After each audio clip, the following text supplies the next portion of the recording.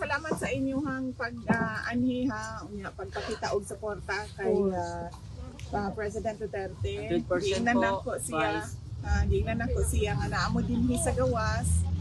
Unya niingon siya nga ihatag nga na daw niya kuno sa Ginoo kung unsa may mahitabo sa iya bahala na so be it. Nga mensahe sa inyo kinangutan naman kog mensahe niya para sa inyo. Ano po yung mensahe niya kay Duterte? So be it. He was referring to his fate. Sabi niya, iba pa sa Diyos ko na yan lahat. Hirap mag-recall from memory. Kasi ang pero paper and pen doon sa loob. Parang ibig sabihin po ba nun, parang kumbaga parang tanggap din niya kung hindi siya makabalik ng Pilipinas? Meron din po kayong sinabi. Sorry. Hindi naman ganun. Sorry po. Nagtatanong lang po. Relax guys, relax. Relax. Sinabi na sa Senado po na enjoy lang tayo. Hindi na mababalik sila sa Pilipinas. Relax guys, relax.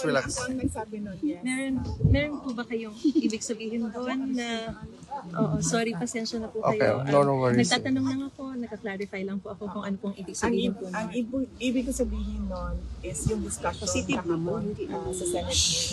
Meron silang discussion kung tama ba ang ginawa, hindi ba tama ang ginawa, illegal ba ang ginawa, hindi ba illegal yung ginawa. Sabi ko nga, it was an extraordinary action. Pero na anong pagtatalunan nila doon, whether it was a kidnapping, it was an extraordinary condition, it was correct or not, hindi na nila bubalik yan. Sinandiyan siya sa loob. Hindi nila yan balik doon. And the only way na makalabas siya is through the system. Inside the ICC. Yun yung experience. Pero confident naman din ang buong pamilya and the legal team. Buong Pilipinas confident.